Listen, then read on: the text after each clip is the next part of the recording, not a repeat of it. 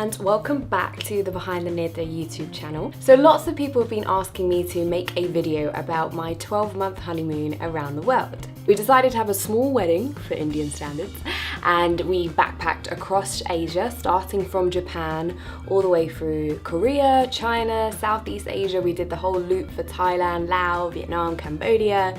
We went down to Malaysia, Singapore, Indonesia. We then worked our way up to Nepal and down to Sri Lanka. And then the final part of our trip, we were camping, yes, camping every single night, from Cape Town all the way up to Uganda. And then we finished off our amazing honeymoon in Cairo in Egypt. Now, I've promised lots of people that I will make a video on tips and tricks about traveling, about how to budget, how to finance, how to pack. Instead, today, I really wanted to talk about the top 10 things that I learned from traveling around the world with my husband. It's things that I learned about myself, it's things that I learned about the world around me. And these are the lessons that I brought back with me and I'm hoping I can uphold for the rest of my life. Number 1, to be more patient. As you may or may not know, I was born and bred in East London, went to university in London, did my postgrad in London, and have always lived this very busy London life.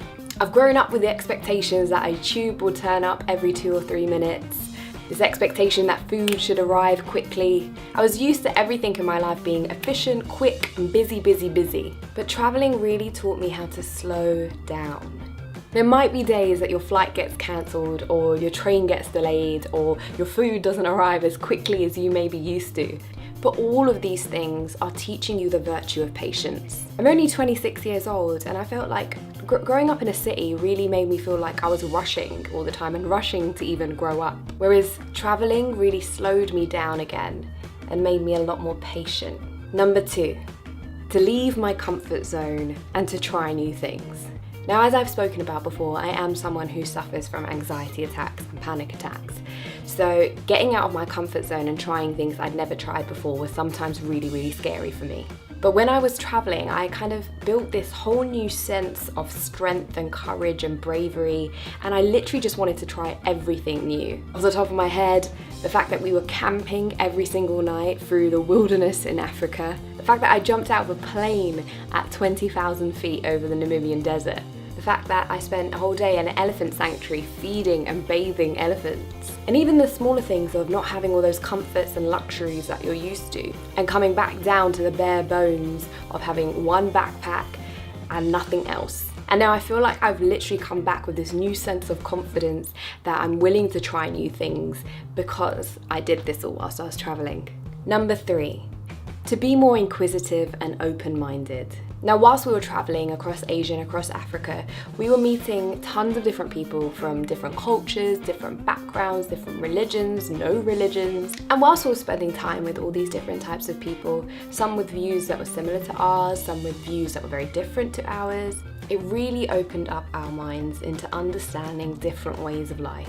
It really helped us understand why people might eat a certain type of food or behave a certain way or live in a certain way. Sorry, I've just realised it's gone really bright because the sun is just blurring into my room at the moment. So sorry for any changes in light right now. I've not got to that level of tech to block out all the sunlight yet, so bear with me. Sorry, let me go back to what I was saying. It just literally made me more hungry to learn about new cultures and to understand people better. Number 4, my love for history just grew even more. As you may or may not know, I love history. I've grown up loving history, I then did a history degree, and I'm now a history teacher. But even though I've been studying it in books and in lectures and in seminars for years, it was only when I began traveling and really seeing the histories of different nations that I really understand how much I loved it. One example is that I've been teaching about the Vietnam War for years now because it's part of the GCSE curriculum.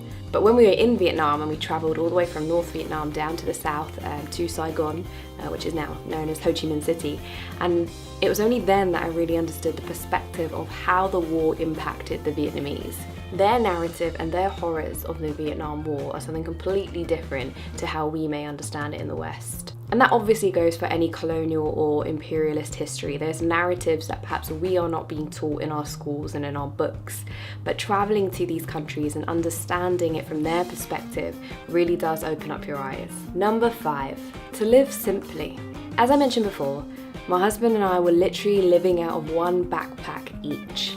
That consisted of basic toiletries, a few pairs of t-shirts, a few pairs of shorts, comfortable trainers, comfortable walking shoes. But because I was stripped away from all those luxury things that I used to think that I needed, it really put life back in perspective for me about what is important and what really isn't.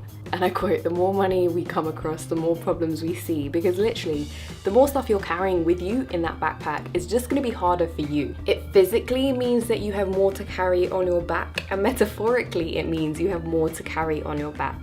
By traveling simply and living simply, it really put the important things back at the forefront of my mind. Once you strip yourself away from all those superficial things, you really start having those conversations with yourself about what is your purpose here? What do you actually care about? Again, sorry for the change of lighting, it's going sunny and then cloudy. I am using a ring light, but I haven't blocked out my windows just yet, so please bear with me. Number 6.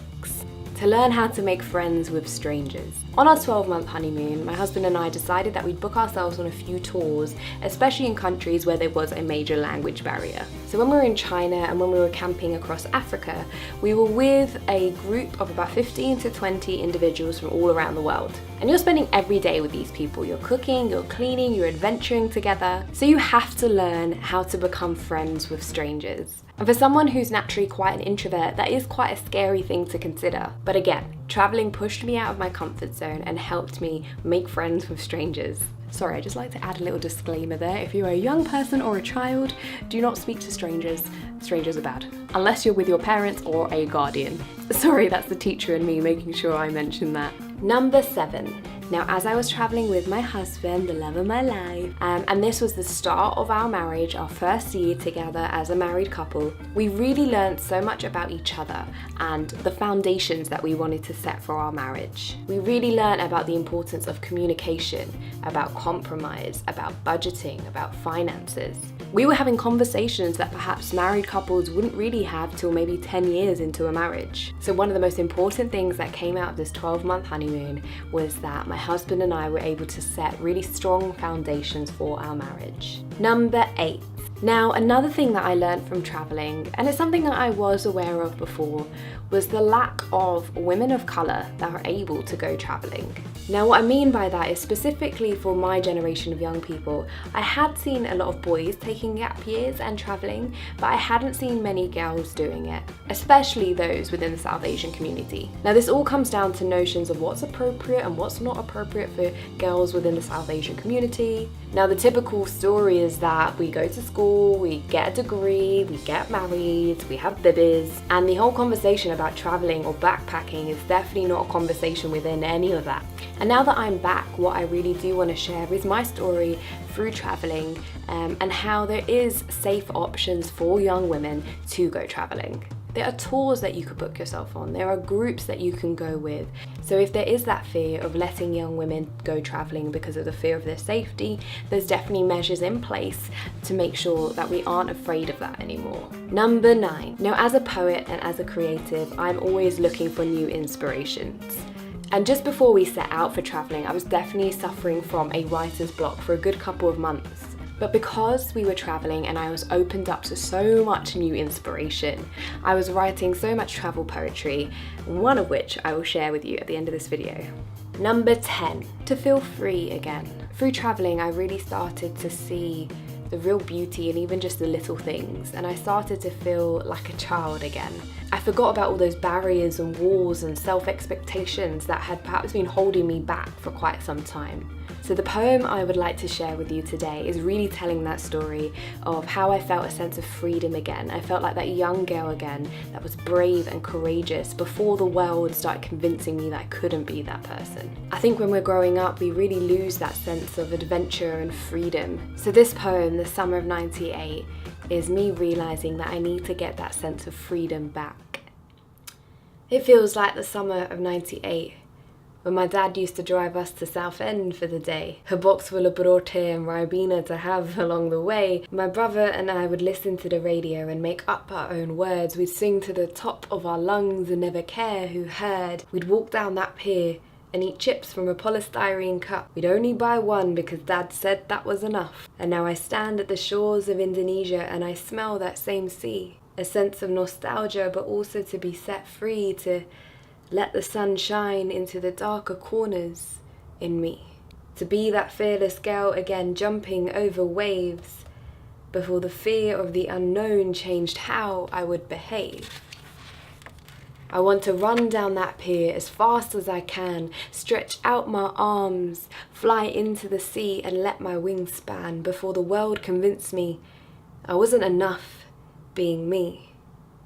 Still believing I can be whoever I want to be.